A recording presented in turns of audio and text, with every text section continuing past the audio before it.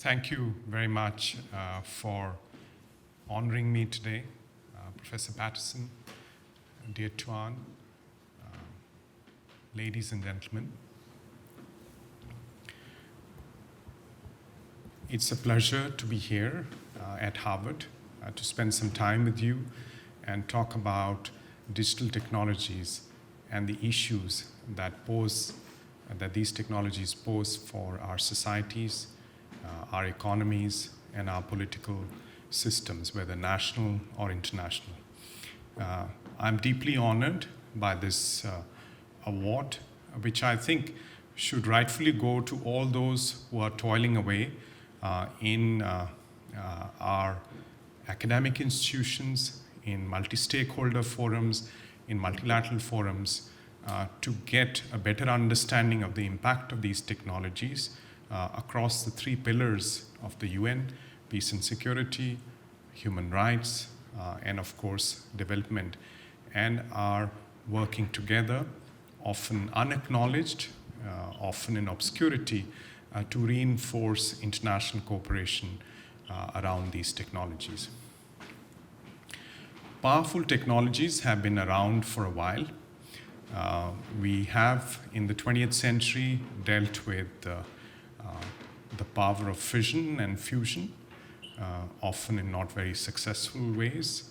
We've dealt with space technologies. We've dealt with very powerful technologies coming from the biological domain. And therefore, digital technologies are no exception to that struggle. What is perhaps different is that these technologies are coming more and more from the private sector.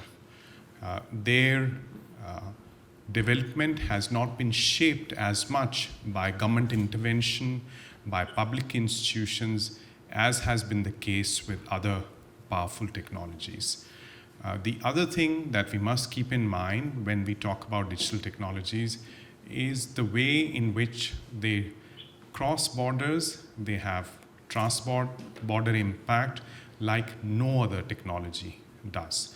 So a small app in a remote location, if it is the right kind of moment, the right kind of user interface, can scale to global proportions in no time.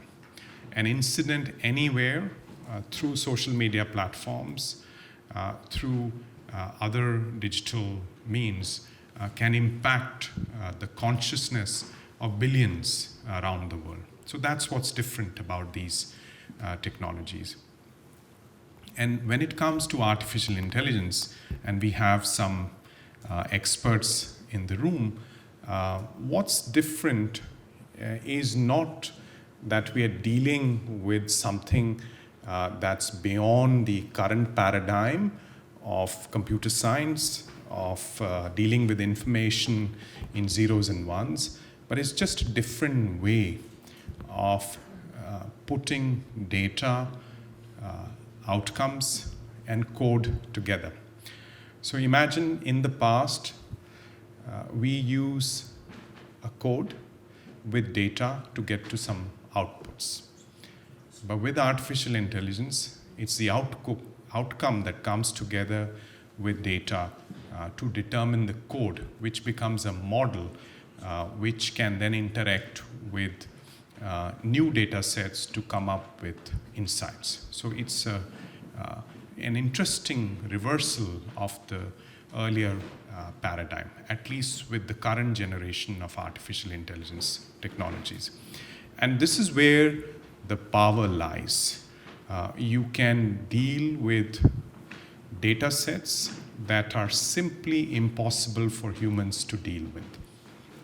So if you look at financial transactions in today's markets, the speed, the volume, and the sheer variety of data that's out there, it's impossible for either humans or traditional computing systems to handle.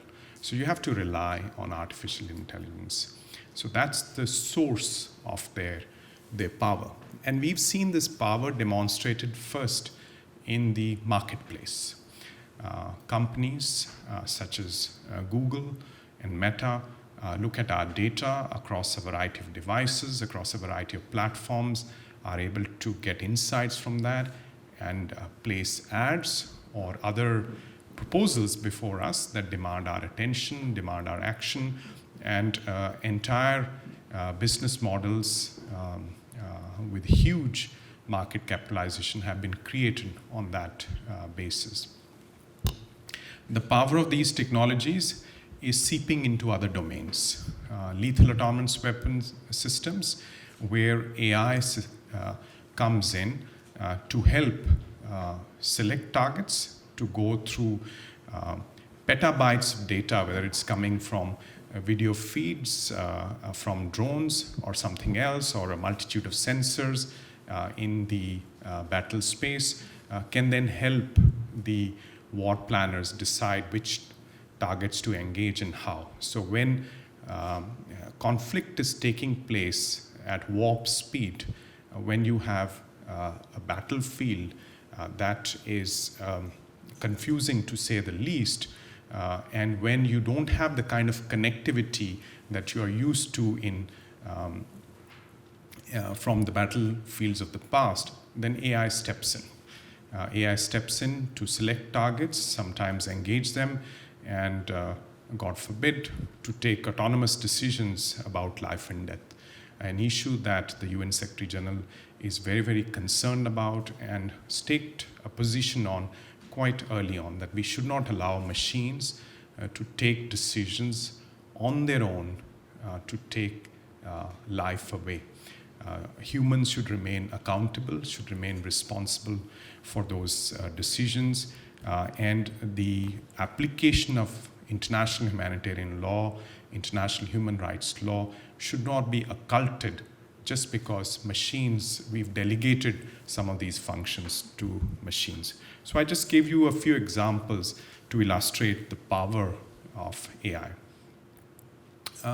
The potential of these technologies for good is there. We see challenges today, such as the climate change challenge, the green transition from a take, make, and waste economy to a circular economy. All these challenges cannot be handled without data, without artificial intelligence, and other emerging technologies. So what do we need to get to a place where we can get a handle on the risks, where we can prevent the misuse, but at the same time maximize the opportunities for good, maximize the potential of these technologies to contribute to the international community's sustainable development goals, those 17 goals, from zero hunger and no poverty all the way to conserving our global commons. I think the first thing we need to do is to make sure that the opportunity space is democratized. Today you have close to 3 billion people who are not connected to the internet. And even those who are connected often cannot afford connectivity in a meaningful way. They connect through devices which give them only a narrow window onto the digital world. The content that's available to them is not in their languages. It's not meaningful enough. It's not empowering enough. When it comes to data, those who are left out of the data economy are the ones who are contributing data. They are not being able to benefit from data. And when it comes to AI and its applications at the junction of digital and other sciences, you see the divide in even more stark terms. So all of Africa contributes less than 1% to patents and research publications on digital health and AI in health. And within Africa, a single country contributes 75% of that. So this is the extent of the divide at the data and AI end when it comes to some countries. And mind you, this is not limited to the developing countries alone. Even in richer countries, you see many countries getting left behind of the data and AI revolution. So the digital divide is not only about internet connectivity, it extends all the way to data and AI. And if we are not mindful about it today, if we don't address it today, you'll have a yawning gap between the haves and the have-nots in the future. So few people would design the algorithms, would use data from the masses in a sense to maximize value for themselves.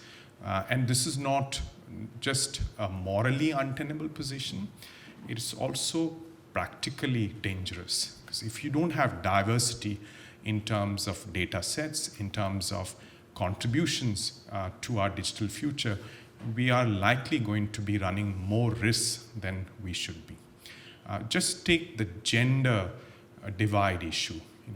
If today we have certain problems in the tech domain, just imagine if there had been more women designing digital technologies 20 years back, then would we have seen the same kind of business models today? I doubt very much. So lack of diversity is a practical risk for us as well. It's not just a moral question. The other thing that we need to get right, if we want to maximize the opportunity and minimize the misuse, is governance. We have a live example today, the collapse of the FTX empire, the crypto exchange. So when three regulators coming from three different domains are asked what they were doing, and the answer is an awkward silence, because this thing actually fell between three stools.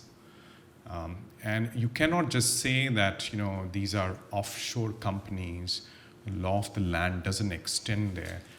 If the law of one of the most powerful countries on the planet cannot extend to these business models, you can imagine what might be happening elsewhere. So at the national level, we have this ambiguity. We have the pace of technology, this famous pacing problem between tech and policy, where regulators are using 19th century tools or 20th century mindsets to deal with some of these issues and are struggling. And at the international level, just as these things fall between stools in the national domain, internationally they just fall at the borders because we are not used to cooperating on digital technologies. And increasingly, there is a nationalist turn on these technologies, from supply chains to manufacturing chips. And it's not just an East-West issue. Even within the West, you see competition between the EU and the US, and sometimes even within Europe. So there is a degree of beggar thy neighbors, nationalist positions, and that is preventing international cooperation on the governance of these technologies. And then in terms of our mindsets, what we lack today is life cycle approaches to these technologies, because you simply cannot regulate at one point and say, I will now sit back and just deal with some compliance issues. Because what you see is data coming out of certain contexts, contributing to the AI models, the AI models then coming out with certain outcomes in that particular context, and what is developed inside a sandbox when it scales and is taken to the society at large or the marketplace at large sometimes has a different impact than what it had in the sandbox. So unless you have a life cycle approach, unless you look all the way from the context to the data, training data, to the AI systems and to their impact, you cannot handle their implications. So some geographies, some market regulators are looking at these issues. For instance, they are looking at smart regulation that combines a competition policy and consumer protection to deal with these issues. They are looking at getting together with the industry and getting together with civil society and academia to have more of a jointed approach. But this is something that is very patchy at this point in time and needs to be done in a more coordinated manner. Otherwise, we will lose the trust of the public on these technologies. And without trust, we will not be able to scale. We would not be able to have the kind of digital transformation that we wish for. I like to end my remarks, and I think we have an interactive session planned. So I'd like to end my remarks by speaking a little bit about a process that has started at the United Nations. A few years back, Secretary General Antonio Guterres, who has a deep interest in technology, he actually is a former student of this domain, he started a discussion around digital cooperation. He felt that there was insufficient cooperation across domains. Sometimes the tech issue is just discussed by technologists. We don't have enough social scientists in the room, ethicists, designers, artists, poets, people with a different perspective. At the end of the day, it's humans we are speaking about, so it's not just code. And he also felt that there was insufficient cooperation across borders. So he started a discussion on digital cooperation. And that discussion is now moving into a digital commons discussion.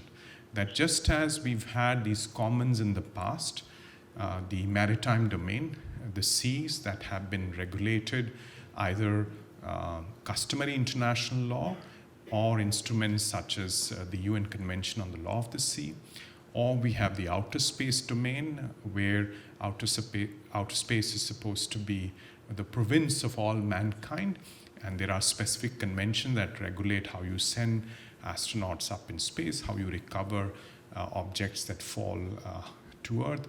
So just like those old commons, the digital domain itself can be treated as a commons. And just as we had the tragedy of the commons in the past, we have a tragedy of the commons today with digital. There are pirates and buccaneers who take advantage of lax governance, who indulge in ransomware, exploitation of children on the dark web, and many other abuses. And therefore, we need guardrails. We need certain rules of the road for these commons. And just like in the past, some of these commons were turned into private clubs. So we're not truly commons available to the community. We face a similar problem today with the digital domain of exclusion, of not enough of a democratic opportunity for everyone. So we need common rails, we need guardrails for the digital commons as well. And the Secretary General has called for a summit to the future in 2024, at which one of the 6 key topics would be the digital commons. And a proposal has been made for a global digital compact, a kind of charter, if you will, that brings us together, that helps us address this problem of things falling between stools or things stopping at borders, and not enough coordination, not enough alignment on approaches to digital technologies across borders. The General Assembly, the member states of the United Nations, have come together to approve that proposal, and a process has just started. And under the leadership of the President of the General Assembly, who in a sense embodies the combined will of the member states, and the PGA, as he is called, has appointed 2 co-facilitators, ambassadors and permanent representatives of Sweden and Rwanda, to lead that process. And my office has been entrusted with supporting them on this nearly two-year journey to the Global Digital Compact. A very important aspect of this journey is that it's a multi-stakeholder journey. Even though these discussions will come to a conclusion at the Summit of the Future, which is an intergovernmental process, the digital domain is multi-stakeholder. So private sector, academia, civil society, the tech community have to contribute and have to be also part of the implementation of the Global Digital Compact. It's not enough for governments alone to agree on this and then apply it in their own practice. This has to be landed in the practice of the private sector as well.